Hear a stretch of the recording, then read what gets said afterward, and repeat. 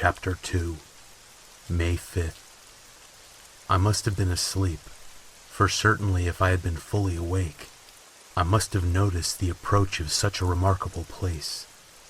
In the gloom, the courtyard looked of considerable size, and as several dark ways led from it under great round arches, it perhaps seemed bigger than it really is. I have not yet been able to see it by daylight. When the calèche stopped, the driver jumped down and held out his hand to assist me to alight. Again, I could not but notice his prodigious strength. His hand actually seemed like a steel vice that could have crushed mine if he had chosen. Then he took out my traps and placed them on the ground beside me as I stood close to a great door, old and studded with large iron nails, and set in a projecting doorway of massive stone. I could see even in the dim light that the stone was massively carved, but that the carving had been much worn by time and weather. As I stood, the driver jumped again into his seat and shook the reins. The horses started forward, and trap and all disappeared down one of the dark openings. I stood in silence where I was, for I did not know what to do.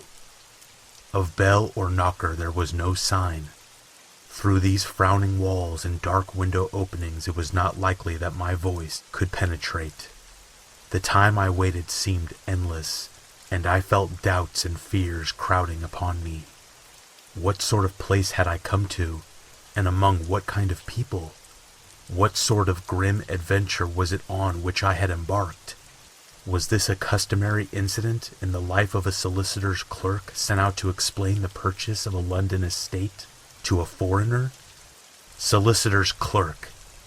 Mina would not like that. Solicitor. For just before leaving London, I got word that my examination was successful, and I am now a full-blown solicitor. I began to rub my eyes and pinch myself to see if I were awake. It all seemed like a horrible nightmare to me, and I expected that I should suddenly awake and find myself at home, with the dawn struggling in through the windows, as I had now and again felt in the morning after a day of overwork. But my flesh answered the pinching test, and my eyes were not to be deceived. I was indeed awake, and among the Carpathians. All I could do now was to be patient and to wait the coming of the morning. Just as I had come to this conclusion, I heard a heavy step approaching behind the great door, and saw through the chinks the gleam of a coming light. Then there was the sound of rattling chains, and the clanking of massive bolts drawn back. A key was turned with the loud grating noise of long disuse, and the great door swung back. Within stood a tall old man, clean-shaven, save for a long white mustache, and clad in black from head to foot, without a single speck of color about him anywhere. He held in his hand an antique silver lamp in which the flame burned without chimney or globe of any kind, throwing long quivering shadows as it flickered in the draught of the open door. The old man motioned me with his right hand with a courtly gesture, saying in excellent English, but with a strange intonation, "Welcome to my house. Enter freely and of your own will." He made no motion of stepping to meet me, but stood like a statue, as though his gesture of welcome had fixed him into stone. The instant, however, that I had stepped over the threshold, he moved impulsively forward, and holding out his hand, grasped mine with a strength which made me wince, an effect which was not lessened by the fact that it seemed as cold as ice, more like the hand of a dead than a living man. Again he said, "Welcome to my house. Come freely, go safely, and leave something of the happiness you bring." The strength of the handshake was so much akin to that which I noticed in the driver, whose face I had not seen, that for a moment I doubted if it were not the same person to whom I was speaking. So to make sure, I said interrogatively, "Count Dracula?" He bowed in a courtly way as he replied, I am Dracula, and I bid you welcome, Mr. Harker, to my house. Come in, the night air is chill, and you must need to eat and rest." As he was speaking, he put the lamp on a bracket on the wall, and stepping out, took my luggage. He had carried it in before I could forestall him. I protested, but he insisted. "Nay, sir, you are my guest. It is late, and my people are not available. Let me see to your comfort myself." He insisted on carrying my traps along the passage, and then up a great winding stair and along another great passage, on whose stone floor our steps rang heavily. At the end of this he threw open a heavy door, and I rejoiced to see within a well-lit room, in which a table was spread for supper, and on whose mighty hearth a great fire of logs, freshly replenished, flamed and flared. The Count halted, putting down my bags, closed the door, and crossing the room, opened another door, which led into a small octagonal room, lit by a single lamp, and seemingly without a window of any sort. Passing through this, he opened another door, and motioned me to enter. It was a welcome sight, for here was a great bedroom, well lighted, and warmed with another log fire, also added to but lately, for the top logs were fresh, which sent a hollow roar up the wide chimney. The Count himself left my luggage inside and withdrew, saying, before he closed the door, "You will need, after your journey, to refresh yourself by making your toilet. I trust you will find all you wish. When you are ready, come into the other room, where you will find your supper prepared." The light and warmth and the Count's courteous welcome seemed to have dissipated all my doubts and fears. Having then reached my normal state, I discovered that I was half famished with hunger, so making a hasty toilet, I went into the other room. I found supper already laid out. My host, who stood on one side of the great fireplace, leaning against the stonework, made a graceful wave of his hand to the table and said, "I pray you, be seated and sup how you please. You will, I trust, excuse me that I do not join you, but I have dined already, and I do not sup." I handed to him the sealed letter which Mr. Hawkins had entrusted to me. He opened it and read it gravely. Then, with a charming smile, he handed it to me and read. One passage of it, at least, gave me a thrill of pleasure. "I must regret that an attack of gout, from which malady I am a constant sufferer, forbids absolutely any traveling on my part for some time to come. But I am happy to say I can send a sufficient substitute, one in whom I have every possible confidence. He is a young man, full of energy and talent in his own way, and of very faithful disposition. He is discreet and silent, and has grown into manhood in my service. He shall be ready to attend on you when you will during his stay, and shall take your instructions in all matters." The Count himself came forward and took off the cover of a dish, and I fell to at once on an excellent roast chicken. This, with some cheese and a salad and a bottle of old Tokay, of which I had 2 glasses, was my supper. During the time I was eating it, the Count asked me many questions as to my journey, and I told him by degrees all I had experienced. By this time I had finished my supper, and by my host's desire, had drawn up a chair by the fire and began to smoke a cigar which he offered me, at the same time excusing himself that he did not smoke. I had now an opportunity of observing him, and found him of a very marked physiognomy. His face was a very strong aquiline, with high bridge of the thin nose, and peculiarly arched nostrils, with lofty domed forehead, and hair growing scantily round the temples, but profusely elsewhere. His eyebrows were very massive, almost meeting over the nose, and with bushy hair that seemed to curl in its own profusion. The mouth, so far as I could see it under the heavy mustache, was fixed and rather cruel-looking, with peculiarly sharp white teeth. These protruded over the lips, whose remarkable ruddiness showed astonishing vitality in a man of his years. For the rest, his ears were pale, and at the tops extremely pointed. The chin was broad and strong, and the cheeks firm, though thin. The general effect was one of extraordinary pallor.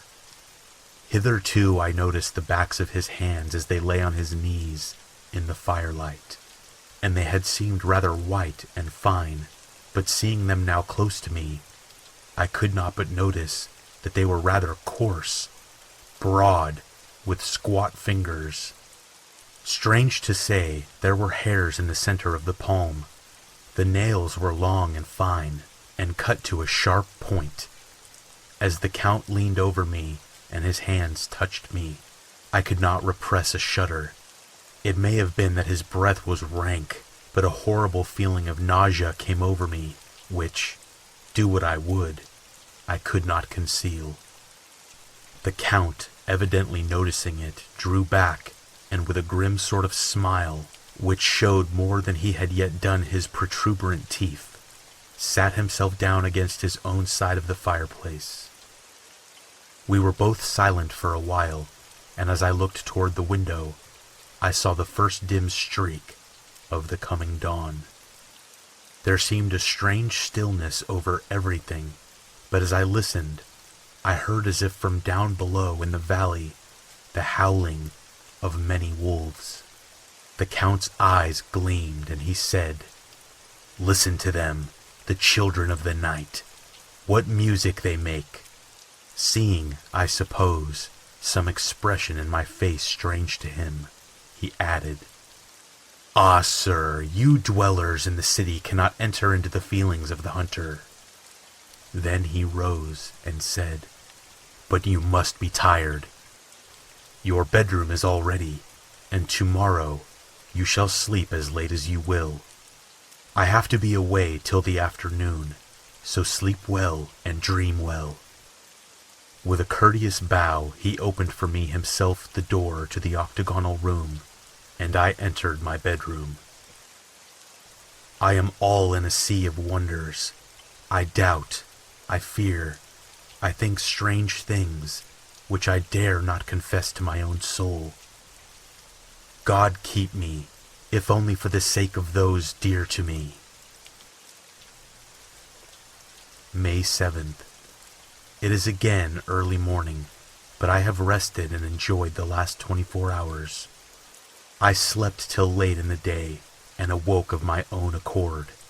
When I had dressed myself, I went into the room where we had supped, and found a cold breakfast laid out, with coffee kept hot by the pot being placed on the hearth. There was a card on the table, on which was written, "I have to be absent for a while. Do not wait for me. D." I set to and enjoyed a hearty meal. When I had done, I looked for a bell so that I might let the servants know I had finished, but I could not find one. There are certainly odd deficiencies in the house, considering the extraordinary evidences of wealth which are around me.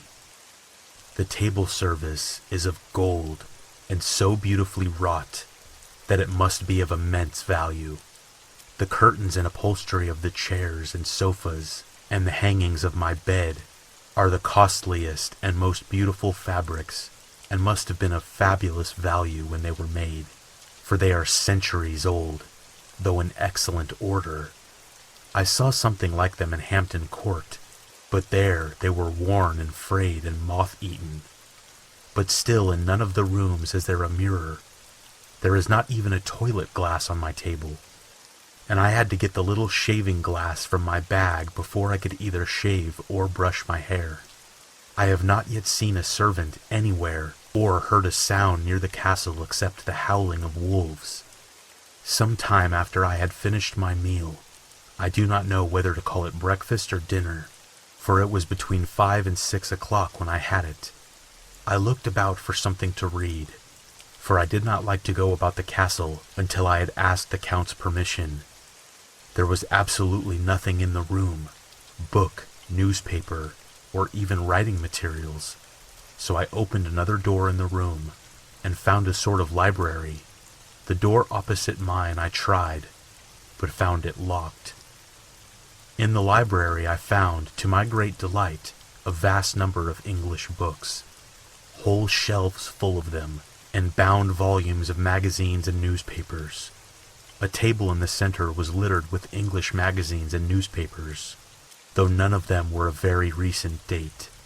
The books were of the most varied kind: history, geography, politics, political economy, botany, geology, law, all relating to England and English life and customs and manners.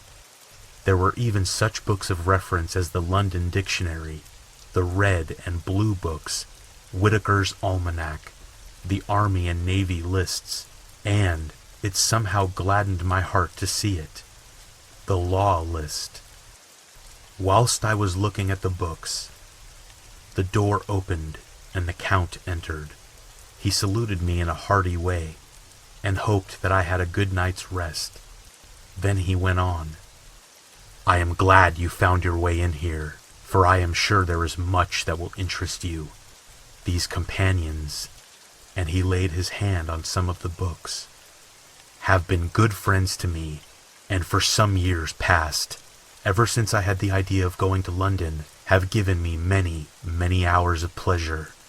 Through them, I have come to know your great England, and to know her is to love her. I long to go through the crowded streets of your mighty London, to be in the midst of the whirl and rush of humanity, to share its life, its change, its death, and all that makes it what it is. But alas, as yet I only know your tongue through books. To you, my friend, I look that I know it to speak." "But Count," I said, "you know and speak English thoroughly." He bowed gravely. "I thank you, my friend, for your all too flattering estimate, but yet I fear that I am but a little way on the road I will travel. True, I know the grammar and the words, but yet I know not how to speak them." "Indeed," I said, "you speak excellently." "Not so," he answered. "Well, I know that, did I move and speak in your London, none there are who would not know me for a stranger. That is not enough for me. Here I am noble. I am boyar. The common people know me, and I am master. But a stranger in a strange land, he is no one. Men know him not, and to know not is to care not for. I am content if I am like the rest, so that no man stops if he see me, or pause in his speaking if he hear my words. Ha ha! A stranger! I have been so long master that I would be master still, or at least that none other should be master of me. You come to me not alone as agent of my friend Peter Hawkins of Exeter, to tell me all about my new estate in London. You shall, I trust, rest here with me a while, so that by our talking I may learn the English intonation, and I would that you tell me when I make error, even of the smallest, in my speaking. I am sorry that I had to be away so long today, but you will, I know, forgive one who has so many important affairs in hand." Of course I said all I could be willing, and asked if I might come into the room when I chose. He answered, "Yes, certainly," and added, "You may go anywhere you wish in the castle, except where the doors are locked, where of course you will not wish to go. There is reason that all things are as they are, and did you see with my eyes and know with my knowledge, you would perhaps better understand." I said I was sure of this, and then he went on. "We are in Transylvania, and Transylvania is not England. Our ways are not your ways, and there shall be to you many strange things. Nay, from what you have told me of your experiences already, you know something of what strange things there may be."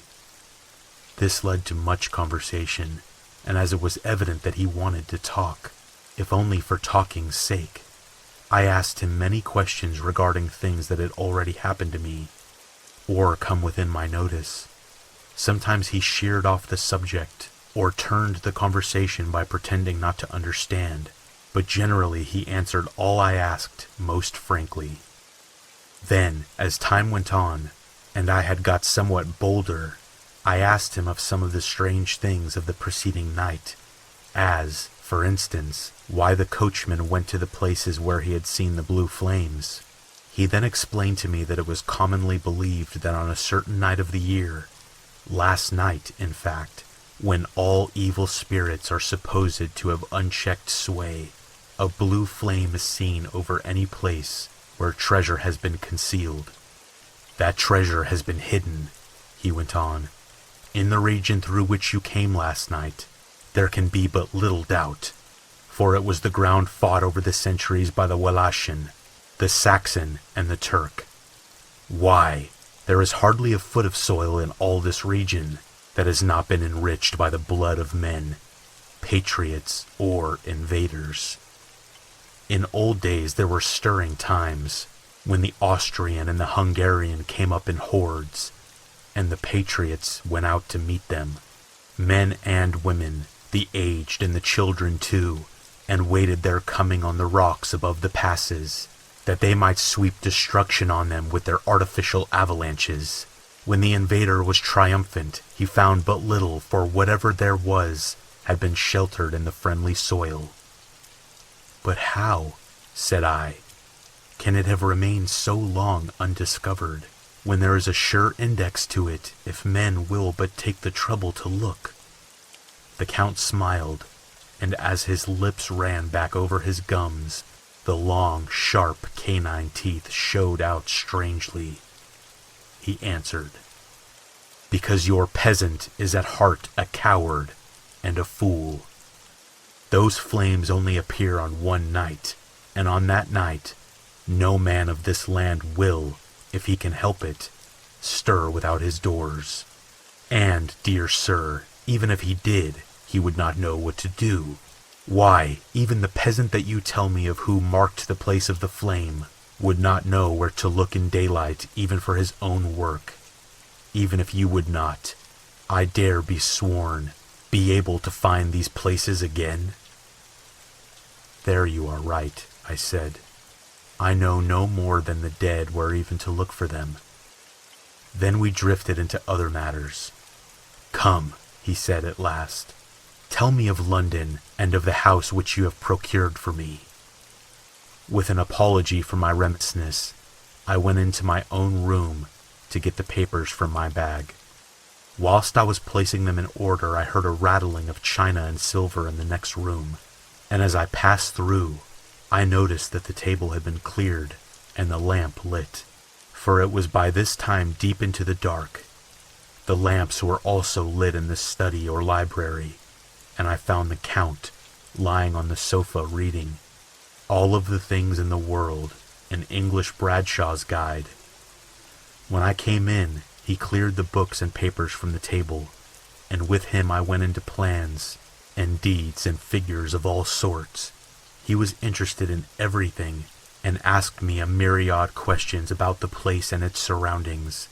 He clearly had studied beforehand all he could get on the subject of the neighborhood, for he evidently at the end knew very much more than I did. When I remarked this, he answered, "Well, but my friend, is it not needful that I should? When I go there I shall be all alone, and my friend Rickard Jonasson, nay, pardon me, I fall into my country's habit of putting your patronymic first. My friend Jonathan Harker will not be by my side to correct and aid me. He will be in Exeter, miles away, probably working at papers of the law with my other friend, Peter Hawkins. So, we went thoroughly into the business of the purchase of the estate of Purefleet.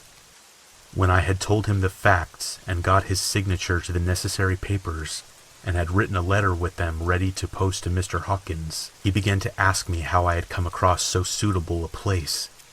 I read to him the notes which I had made at the time, and which I inscribe here. At Purefleet, on a by-road, I came across just such a place as seemed to be required, and where was displayed a dilapidated notice that the place was for sale. It is surrounded by a high wall of ancient structure, built of heavy stones, and has not been repaired for a large number of years. The closed gates are of heavy old oak and iron, all eaten with rust. The estate is called Carfax, no doubt a corruption of the old Quatreface, as the house is four-sided, agreeing with the cardinal points of the compass. It contains in all some 20 acres, quite surrounded by the solid stone wall above mentioned. There are many trees on it, which make it in places gloomy, and there is a deep, dark-looking pond, or small lake, evidently fed by some springs, and the water is clear and flows away in a fair-sized stream. The house is very large, and of all periods back, I should say, to medieval times, for one part is of stone immensely thick, with only a few windows high up, and heavily barred with iron. It looks like part of a keep, and is close to an old chapel or church. I could not enter it, as I had not the key of the door leading to it from the house, but I have taken with my Kodak views of it from various points. The house had been added to, but in a very straggling way, and I can only guess at the amount of ground it covers, which must be very great. There are but few houses close at hand, one being a very large house only recently added to and formed into private lunatic asylum. It is not, however, visible from the grounds. When I had finished, he said, "I am glad that it is old and big. I myself am of an old family, and to live in a new house would kill me. A house cannot be made habitable in a day, and, after all, how few days go to make up a century. I rejoice all that there is a chapel of old times. We Transylvanian nobles love not to think our bones may lie amongst the common dead. I seek not gaiety nor mirth, not the bright voluptuousness of much sunshine, and sparkling waters which please the young and gay. I am no longer young, and my heart, through weary years of mourning over the dead, is not attuned to mirth.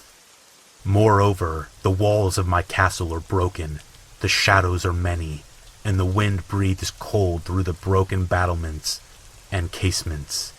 I love the shade and the shadow, and would be alone with my thoughts when I may."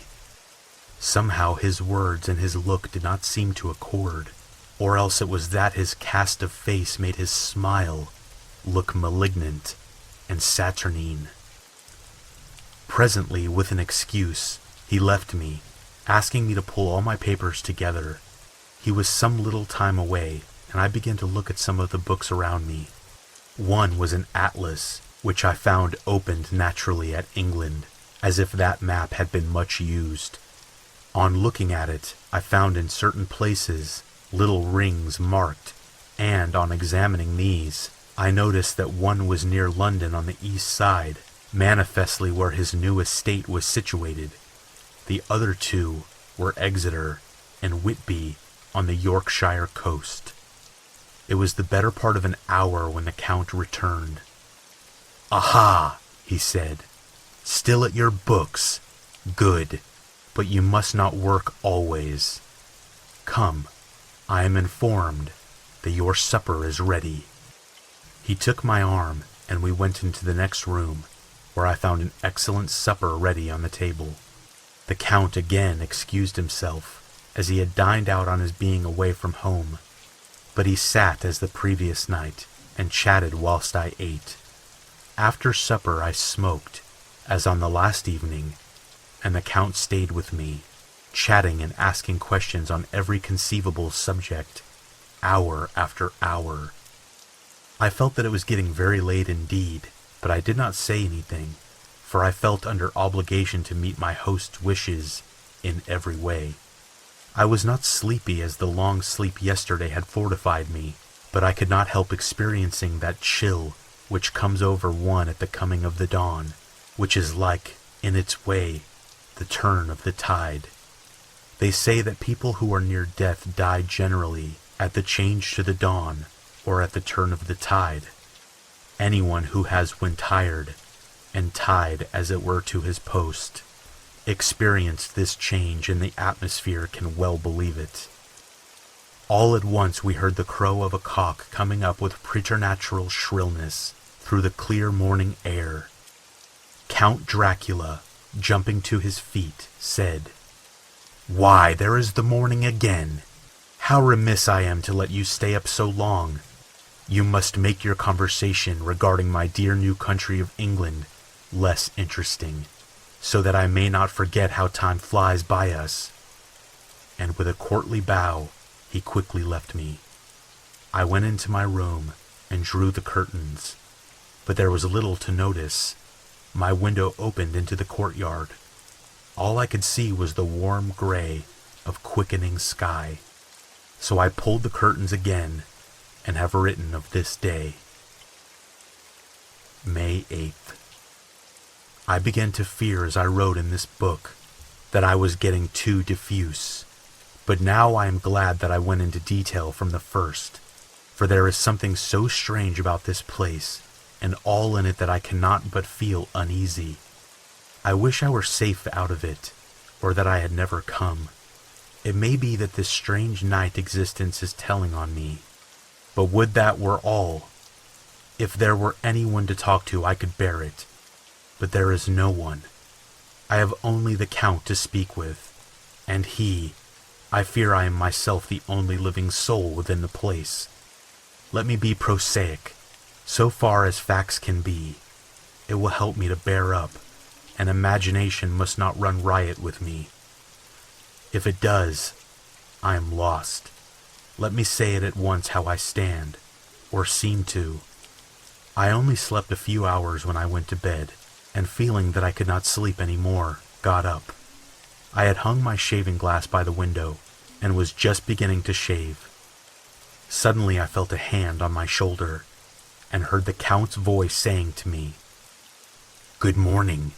I started, for it amazed me that I had not seen him, since the reflection of the glass covered the whole room behind me. In starting, I had cut myself slightly, but did not notice it at the moment. Having answered the Count's salutation, I turned to the glass again to see how I had been mistaken. This time there be no error, for the man was close to me, and I could see him over my shoulder, but there was no reflection of him in the mirror. The whole room behind me was displayed, but there was no sign of a man in it, except myself. This was startling, and, coming on the top of so many strange things, was beginning to increase that vague feeling of uneasiness which I always have when a Count is near. But at the instant I saw that the cut had bled a little, and the blood was trickling over my chin, I laid down the razor, turning as I did, so half round to look for some sticking plaster.